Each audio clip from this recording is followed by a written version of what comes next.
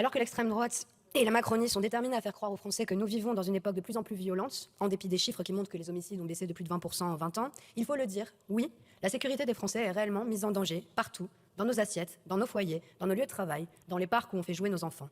Pas par des étrangers, mais par une maladie qui n'épargne personne et qui n'est pourtant pas une priorité politique, le cancer. Les cancers sont la première cause de mortalité prématurée en France. Ils ont emporté 162 000 d'entre nous, rien qu'en 2021. Le nombre de cancers a doublé depuis 1990, pourtant aucun JT n'y est consacré. Les malades sont de plus en plus jeunes, pourtant aucune édition spéciale pour en parler.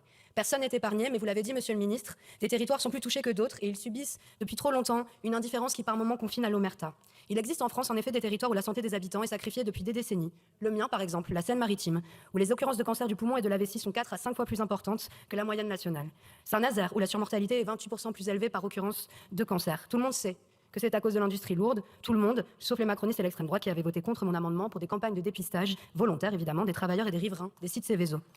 Nous avons bonne mémoire et nous souvenons que les travailleurs et les raffineurs de Total ont été lynchés par une caste médiatique lorsqu'ils bloquaient les carburants au motif que leur salaire était assez élevé. Tout le monde ignorait royalement que si ces salaires sont assez élevés pour la moyenne des ouvriers, c'est parce que tout le monde sait et depuis longtemps que le métier de raffineur est un métier dangereux, voire un métier mortel. Vous évitez soigneusement de parler du taux anormalement élevé de cancer du poumon à Narbonne, ville où se trouve le plus grand site de traitement d'uranium et de stockage de déchets nucléaires d'Europe. Les causes des cancers sont larges et complexes, c'est vrai. Et ce registre, pour lequel évidemment nous allons voter, nous aidera à progresser dans la connaissance de ces maladies. Mais n'oublions pas et reconnaissons que pendant longtemps, on n'a pas cherché ce qu'on ne voulait pas trouver. Et qu'on redoute encore aujourd'hui de trouver que beaucoup de cancers sont dus aussi au modèle économique que nous choisissons, et nous l'avons encore démontré à cette Assemblée en réintroduisant certains néonicotinoïdes avec la loi Duplan. Je ne peux vous dire à quel point, néanmoins, je suis heureuse de voter ce registre national aujourd'hui avec mes collègues. La France était le seul pays d'Europe, vous l'avez dit, avec l'Espagne à ne pas en avoir. C'est donc une étape cruciale.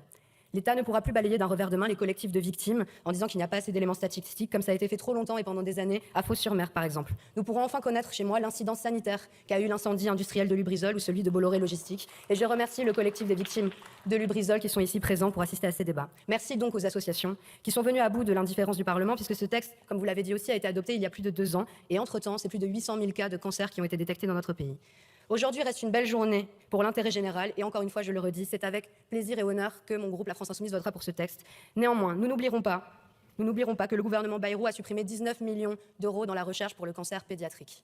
Nous n'oublierons pas que les gens qui ont refusé de censurer ce budget ont cautionné de fait. Nous n'oublierons pas aujourd'hui que des chercheurs de l'Institut Curie ont fait une découverte absolument extraordinaire pour traiter le cancer, mais qu'aujourd'hui, ils attendent encore de l'argent pour passer au stade des essais cliniques et pour pouvoir développer ces traitements. L'austérité tue, vous l'avez dit. C'est une cause transpartisane. Vous l'avez dit, il faut agir, mais agissons avec des moyens, car la bataille contre le cancer se joue aussi dans cet hémicycle, elle se joue aussi avec les moyens nécessaires. Sinon, je vous le demande, mes chers collègues, à quoi servirait le